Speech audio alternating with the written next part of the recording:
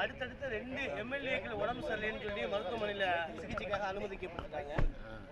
அதை எப்படி பார்க்குறீங்க ஐயா? அவங்களுக்கு உடம்பு சரியில்லை, அதை அனுமதிக்கப்பட்டிருக்கு. இல்லை, திரு அன்புமணி சேலம் தர்மபுரி போகிற நேரத்தில் அங்கே இருக்கக்கூடாதுங்கிறதுக்காண்டி இங்கே வந்து அனுமதிச்சிருக்காங்க. அந்த நேரத்தில் உடம்பு சரியில்லாமல் போயிருக்கலாம். ஏன் அவங்கள்ட்ட பேசுனீங்களா, தொடர்பு பண்ணீங்களா, எப்படி இருக்காங்களா? நான் கேட்டிருந்தேன். அதாவது உடலை பற்றி செக்கப், பிளட்டு மற்ற செக்கப்லாம் பண்ணிட்டு தான் நான் ஃபாலோ பண்ணிட்டு இருக்கேன். அன்புமணி அவர்கள் வந்து மாவட்ட வாரியாக பொதுக்குழு உறுப்பினர்களை சந்திக்கிறாங்க, தீர்மானங்கள் நிறைவேற்றுறாங்க. இதெல்லாம் எப்படி பார்க்குறீங்க? கட்சியை வந்து முழுமையாக வந்து அவங்களுக்கு எல்லாருமே சப்போர்ட் பண்ணுற மாதிரி பார்க்குறீங்களா? ஒவ்வொரு அவரவர் அவருடைய வேலைகளை பார்த்து கொண்டிருக்கிறார். நீங்கள் உங்களுடைய வேலைகளை என்னை விடாமல் துரத்துனீங்களா? போன தூரம் விடாமல் துரத்துனீங்க. இதோடு நிறுத்திங்க, இனிமேல் துரத்தாதீங்க.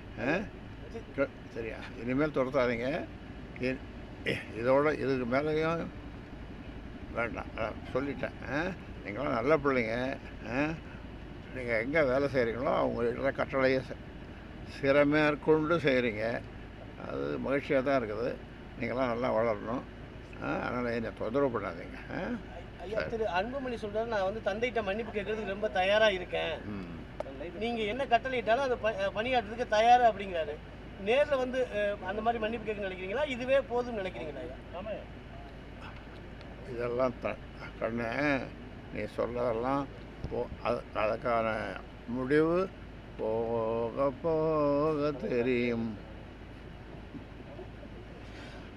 இந்த இப்போ தலைவருக்கும் நிறுவனருக்கும் தலைவருக்கும் உள்ள பிரச்சனையில திமுக தலையிடுதுன்னு சொல்லி திரு அன்புமணி விமர்சனம் பண்றாரு. திமுக இதில் தலையிடுதா? அதாவது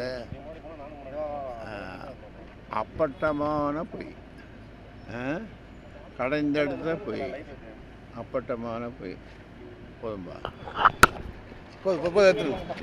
இதுவே எங்கள் தொந்தரவு பண்ணாதீங்க. சரி சரி சரி சரி.